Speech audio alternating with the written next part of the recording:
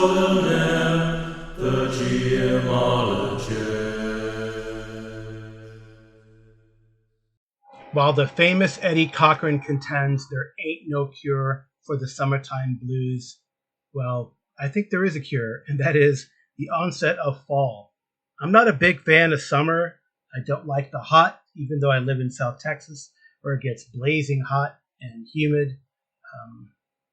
Not as hot as Arizona, but I hear Arizona is the dry heat, so maybe it's not as bad, although it's still bad. I've heard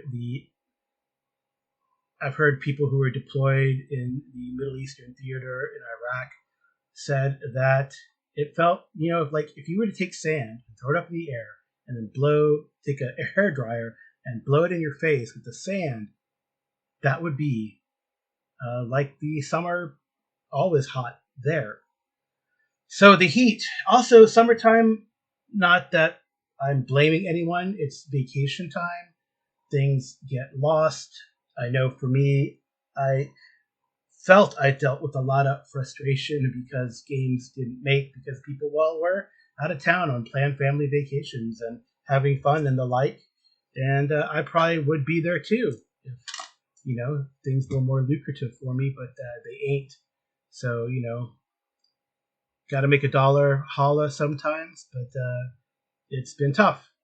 However, gaming can sometimes be a cure for that.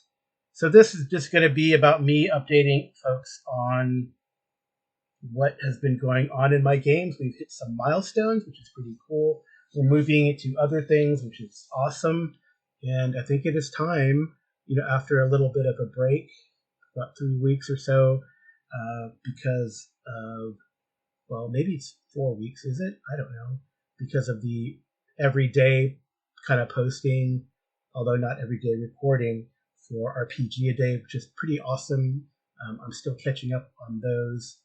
Some notables that I listen to are Red Dice Diaries, where John and Hannah did an everyday thing, and the incomparable Joe Richter from Hindsightless, who always is very excited about RPG a day, and then my buddies, Jason and the Arcane Alienist, so Nerds RPG Variety Cast and BJ of the Arcane Alienist, with their weeklies, and there's a host of others, I'm sure, but those are the ones I kind of paid attention to, and I'm still catching up with.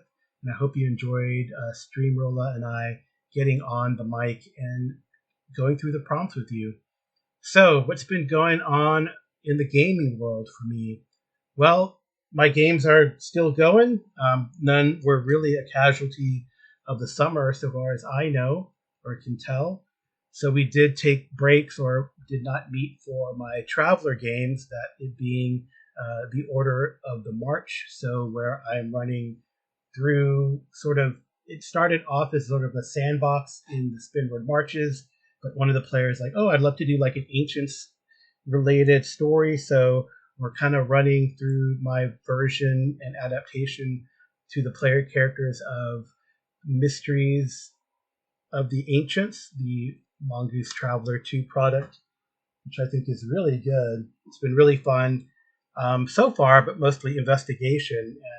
And sorry, players, you're going to be in for a ride starting from what's going to happen next time. Apologies again. We also kind of took a pause in Legacy of the Sky Raiders, the classic Keith Brothers adventure for Classic Traveler, which I initially was going to do Classic Traveler, but I feel like the sensibilities of, or at least my science fiction and the science fiction that the players understand and know serves better with Mongoose Traveler 2. And you can agree or disagree, and your mileage may vary, but while Classic Traveler has always a deep love for, the first sci-fi game I played, and into Mega Traveler, I like what Mongoose Traveler 2 does. And it goes back to some of the simplicities of Classic Traveler, but updates it, modernizes it. I think the only thing I don't particularly care for is some of the art. Some of the art is really good, especially art for the tech and the ships and that, but I don't like my Aslan looking too lion-like. I think it's always been for example, that they are, yes, a arboreal hunter. They sort of derive from an arboreal hunter species, but ambush type species, much like a feline, terran feline, but they're not cats, they're not lions, they're different. And I really enjoyed sort of what Blair Reynolds did when he did a lot of the art in the Mega Traveler era, especially for digest group publications. So those games have started up again after some hiatus. I'm really enjoying them. I think I need to slow down, especially in like Legend of the Sky Raiders. And I always forget that there are people who I play with who have not been playing consistently since 1980 or 79 or so. And I need to slow down, explain rules, especially when we're hitting a new concept. But, things are, I think, going well. I think you can watch those on the YouTube. Well, not the Mysteries of the Ancients.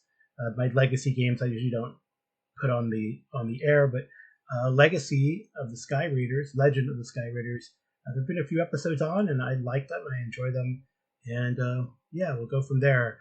With the Tuesday game, I don't know if Tales of the Valiant has been on hiatus, and I know that the Game Master was going to throw us into the Dark Tower, so that should be pretty fun when we get to that, and that'll be like the 5e-ish version, Tales of the Valiant spin. So I'm looking forward to that.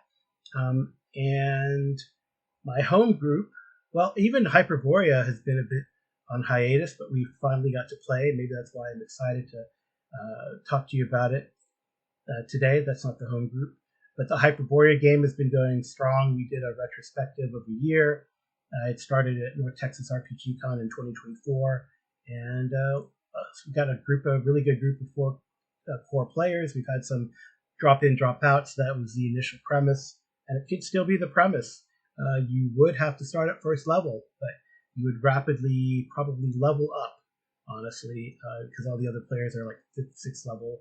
So if you survive, you'd be going up. So it's pretty neat. They have little war bands and henchmen and the like, as is, I don't know if it's expected, but maybe suggested sometimes to take on the higher level challenges in an OSR type game, in my opinion. So that's going well. We, again, picked it up last night at time of recording, after a little bit of a break from people, again, vacations and conventions and the like. Those summertime blues. So what else? Home group has been relatively consistent. We had met one milestone in that we finished book 3 of Bloodlords, and book 3 was, to me, a challenge. And book 3, in my experience, in the 6-book adventure pass that Paizo puts out, this is for Pathfinder 2. We're running Pathfinder 2, the remastered, to score all the notations and notifications, or it's adjusted anyway for the latest OGL that Wizards put out, so there's no threat of cease and desist and litigation. So they did the remastered. We're enjoying it, but like I said, I think book 1 always a good strong start point. In book 1, we really enjoyed it. It's more or less localized, and you kind of do various things around a certain location. Book 2 was a nice sort of hop around Geb, which is a country that they're playing in, and there were some really nice vignettes and some fun times. And I think so far that's been the better book, or best book. There were just some really nice set pieces, and I was talking to another GM who runs a lot of Pathfinder 2, and that's what they said is really, you can't get Pathfinder 2 is really good about setting up fights and having fights and set pieces with the things in between that lead up to the fights, and that's I think why I liked book 2, because that really happened. There were some nice sub games like the investigative and infiltration that was done into like a mining industrial town in Geb. There were some nice fights underwater, and the like. So I think, and there was a great, I think one of the funnest times we had is when the player characters were carousing around a college town and messing with one of the professors who was also a bad person, in that they were trying to be, or they were part of this conspiracy to bring down Geb. So yeah, I think that was really fun. Book 3, it did seem to drag, and again, maybe it's the summer and maybe some missed sessions here and there, but it did seem to drag, and I believe it was set in a certain locale in Geb that's been mentioned time and time again in the lore and in the fiction of Golarion, which is a Pathfinder world. And I guess they just wanted to have an adventure there. And there was, I think, one good set piece, and then the final set piece of the adventure was really nice because I set it up, actually. It really wasn't part of the book, but I was like, I think this will make a nice little end cap encounter. But I really also don't like when characters, because of an NPC, are threatened or their agency is questioned or compromised. I didn't like how that started up, but I went with it, and it was almost like some of the players were like, "Why are we going to play this then? We're not. That's not who we are." And hey, man, wipe your shoes from that mud while you come into our mansion, if you please, type of thing. So, and then I also don't like when enemies come back with really I would say, not, the word is not lame, but not a very good reason. And there's a good synonym for that. Maybe a weak reason or a tenuous reason for them to come back. It ends up being full of plot holes and why and what's the purpose. And honestly, while the first encounter with this particular baddie was fun and memorable, the second one was underwhelming. In fact, it was almost downright easy for the player character. So I don't know what was the point. There could have been other ways to get the information across. I think the fourth book, though, looks very interesting and promising, and I'm looking forward to it. It's going to be, again, set in one location. We're not nation hopping. We're not area hopping. We're in a city again. They're going to be in the capital of Mekatar in Geb, and it looks to be more, again, what I like about Pathfinder. A lot of talky, investigative bits, interaction, role-playing, highlighted or end-capped with set combats. And I think that is Pathfinder does a really good job of that. So to recap, I'm very excited about Book 4 and what is to come. With the home group also, we are nearing a major milestone. We're still playing through the Enemy Within campaign for Warhammer Fantasy using the 4th edition. And I believe we're like 3 sessions away from finishing the whole thing. The next session is going to be a nice battle with lots of elements on the table, maybe running a battle system, and kind of, I really like the way that Warhammer Fantasy kind of gives you guidelines for running like a large battle. And more or less, it's narrative in the background, and the player characters do little set pieces within the context of the battle and either help or hinder the outcome, which I think is really great. The player, it's a really good set of adventures. I think the Enemy Within, and I enjoy seeing the Enemy Within from first edition and in second. And a third was very different. The one with this board game like that was put out by, I think it was Fantasy Flight. But this last one has been really nice. It kind of goes back to some of the ideas in the first one. Gives credit to the authors of the first sets of Enemy Within books, and really adds a lot of other elements. I got the deluxe versions that have the companion with them, and I really like the companion. I've run a few adventures out of the companion, both within the Enemy Within campaign that we've been playing, and you can use it for other things, which is very nice. It has articles and treatises on river travel, general travel, herbalism, sorcerers of Zinch, sorcerers of Slanesh, Skaven. The horned rat stuff is nice in there. So I think it's really enjoyable. Snotball rules if you want to run Snotball in your game, and that was a really fun element that happened in Powers Behind the Throne. So we really have liked it, and it's going to be crazy when it all ends, and then what next? But I think I'll do that in the next segment. What'll be next? We also, when people still wanted to get together, even though we didn't play the main campaigns. So I've also, in my mind, settled in on a game that we're going to play when there are a couple people out, and that game is Cyborg, and we played 3 sessions of Cyborg, each its own sort of little self-contained adventure, one shot. I think it's 3 sessions, maybe 4, 3 sessions, I believe.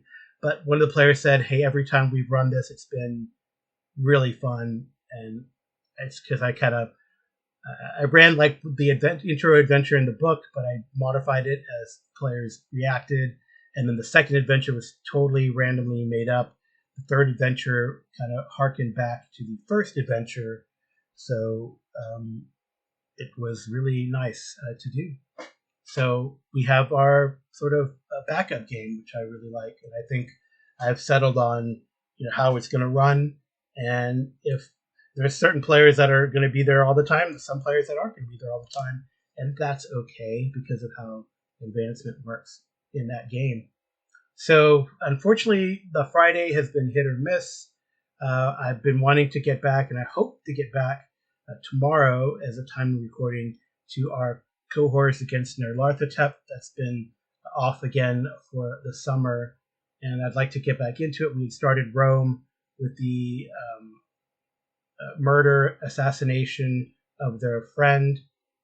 So you would know him as Jackson Elias in the traditional Mass of Nyarlathotep campaign, but I have called him, if I can find it quick enough, his name in my game is, that's Reaver.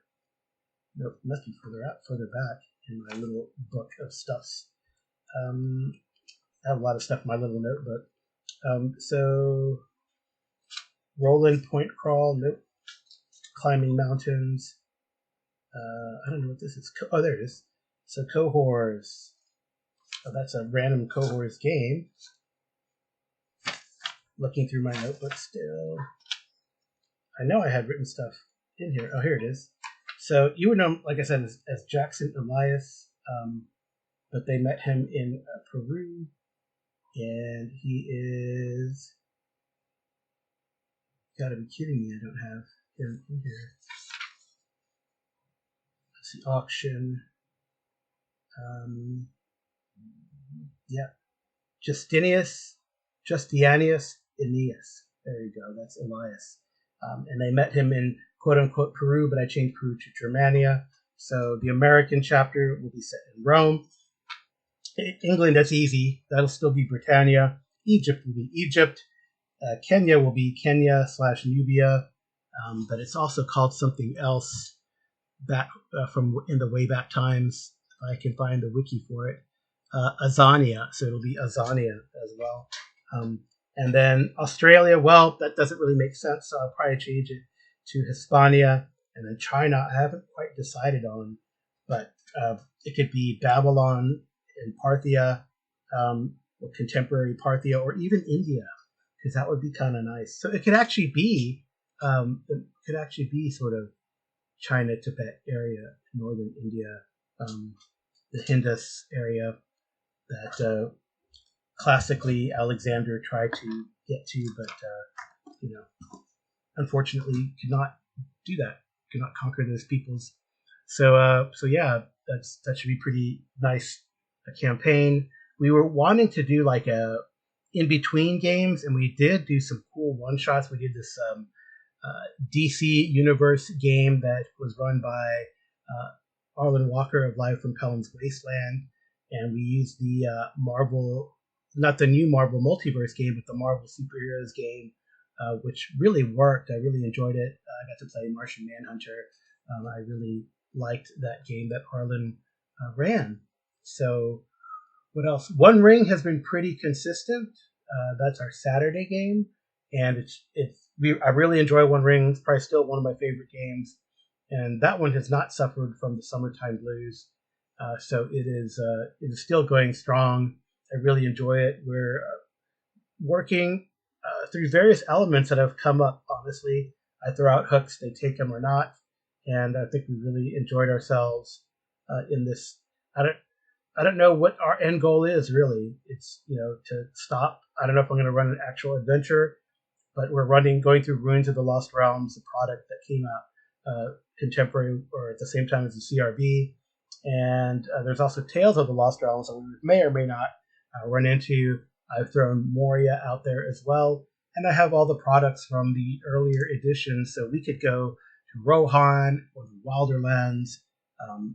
And I have merp stuff that, hey, if the campaign takes him to Umbar and Far Harid, well, I can do that too. So I really like that. It's really going strong. And then our AD&D game, 1E, we're playing against the Slave Lords. I've sprinkled in elements of a sort of a campaign sandbox. We're not just we're running this module. Okay, no context. We're running the next module. I think it's become a Greyhawk campaign using Against the Slave Lords as the background. And they're in Highport, which is nice. So we're kind of in, I would say, A1, Slave Pits of the Undercity. Is that what it's called? Something like that. So they're in that. They're trying to find out where these are. They've gotten to Highport and caused some trouble. So we'll see if that comes back to get them. But really a great group of players. It's good. It's a good campaign.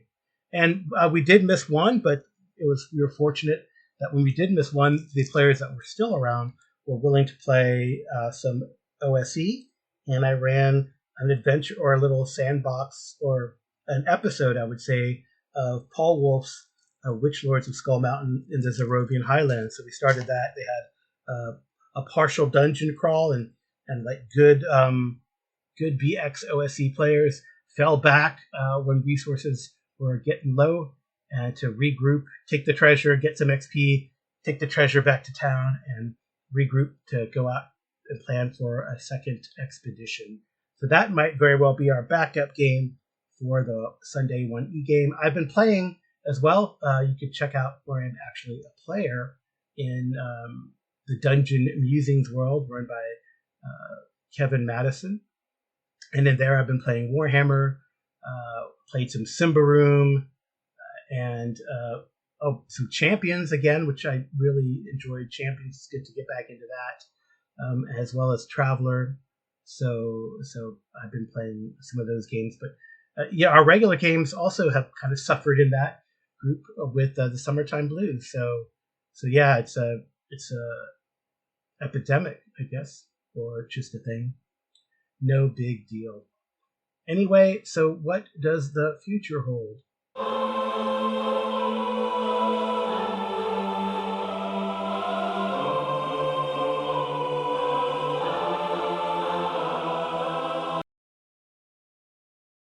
I believe that the future is bright.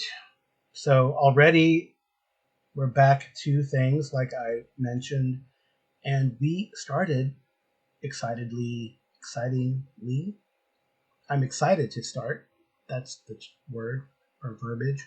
I'm excited to start Twilight 2000 again. We ran a long time Twilight 2000 4th edition campaign set in central and south and central Poland, running through the classic tetralogy of Free City of Krakow, Pirates of the Vistula, Ruins of Warsaw, and Black Madonna, not necessarily in that order. And it was really fun. A lot of other interesting elements happened. That is on hiatus, and we may or may not. We probably will get back to that. I don't want to say we won't get back to that. We will get back to that if one of the players can have their way. That's for sure. But for now, playing Twilight 2000, we're going to play. I've been wanting to play Red Star, Lone Star. So this was a product that came out around circa 1986, again for the first edition of Twilight 2000, and it takes place in South Texas. I want to run it. And we got 3 cool players, and we started, and they took the hook. They didn't have to. They have their mission. I even did like a kind of military style of military briefing that I gave them as a handout, and I really enjoyed the first session. More investigative, no real conflict. But as one player said, in a game like Traveler or Twilight 2000, you don't want to get into a lot of fights, and that was highlighted in one of our Traveler games when some of the opposition was put down with one shot, and some of the other players who never got into a fight in Traveler were like, "Oh, wow!" And the player said, "Yeah, this is why you don't want to really get into fights in Traveler if you can help it." So same thing with Twilight 2000. Make sure you count your flak jacket and your helmet on as you get into a firefight. Although I've changed things up a little bit. So in the original Red Star Lone Star, the players kind of just show up after getting back from Europe and going to the going home scenario, which I'd love to do and plan to do. We have set that up in our main campaign to do that. So that'd be another subset of characters that are going to do the going home scenario and hopefully do the New York adventures and either go south along the coast and get into some shenanigans or go cross country into sort of the Allegheny uprising and other adventures that are in that area. We'll see. It'd be kind of neat. So that's pretty exciting. Someone threw down not a challenge, but an idea that we probably will jump into, and that is to run Wrath and Glory at different tiers. There's a set of adventures that allows you to do that, different characters at different tiers, which is kind of cool. And I think the last adventure you play Eldar, or is that something else? Maybe that's the compilation, Litanies of the Lost. Yeah, I think that might be that compilation. But pretty excited. That is, yeah, pretty excited about that. So we'll see how that goes. I don't know when we'll fit that in, but we want to do that. Like I was very intrigued and excited by the Keys from the Vault. I have it on my shelf. I started reading. I'm like, oh, this would be really fun. And I think it'd be really fun if it were run in like Eberron. And I really would like to get back, honestly, to the Eberron campaign, Tales from the Broken Anvil. And now I think it was a bigger group, and now it's going to probably just be a buddy. A couple players still very interested in it. I always like to play really well together. So I'll probably might be like a buddy cop type of set of scenarios, or they go through the adventures and hopefully pick up henchmen, or run away a lot. Or we'll see. We'll see how. I can always adjust things for 2 as opposed to 4. It's not difficult in a D&D type game. Oh, the other cool thing that I did that I would like to continue during the summertime as a substitute for some games or to put some more content, especially onto the YouTube, I started a one-on-one game with Stream Rolla, and we were running AD&T First Edition. We actually ran through N4 Treasure Hunt, which I again modified to suit the ideas and purposes that I had. Instead of being a level 0 funnel, I changed it where the one character, the player, Stream Rolla's character, was trying to get these level 0 teenagers or young 20-somethings off this island that they had shipwrecked on. So yeah, it was really fun, and I really want to go to the next adventure when we get a chance. So that's kind of what's going on. Honestly, was said in an episode of Stranger Things, when are we going to play D&D? I want to play more D&D. I'm excited for what the weekend upcoming holds with getting back to cohorts against Nyarlathotep, playing some Warhammer Fantasy, and then running some AD&D. So next week I'll probably bring back a guest, and we're going to talk some interesting things, I hope. We definitely will talk some interesting things. My guest talk will be more interesting than mine for sure, but I'm looking forward to that. And I thank you all for joining me for this brief half hour or so of catching you guys up, getting out of the summertime blues. And the cure, I think, is to get to fall. I think that's the cure. Let's get to fall. the cool breeze, the changing of the leaves, that hazy shade of winter that comes up towards the end of the fall season. Fun holidays or celebrations like Halloween, Samhain, and my favorite, Thanksgiving. So yeah, and then of course the holiday Christmas, Hanukkah season that comes up as well. So looking forward to what the fourth quarter of 2025 brings. So until that next time, thanks so much for listening. This has been the GMologist Presents. The intro and outro music is by TJ. The little tidbit in between is called Judgemental Choir by X-Ray 731, taken from the Looperman subscription site, where composers put up their little sound bites and vignettes, and you pay a sub and get some cool stuff. So other than that, my lifetime companion of 20 plus years, Stream Rolla, does the cover clip art of the GMologist Presents logo that you see. And I love you guys listening. I would love for some feedback. If you happen to have some time, you can contact me by sending a message to gmologist@gmail.com. You can drop me a direct message, usually through the Discord, and you can drop a line on SpeakPipe, of which I have a link. So thank you so much. I will say my tagline, which is good night and good rolling. Carl Rodriguez is the GMologist.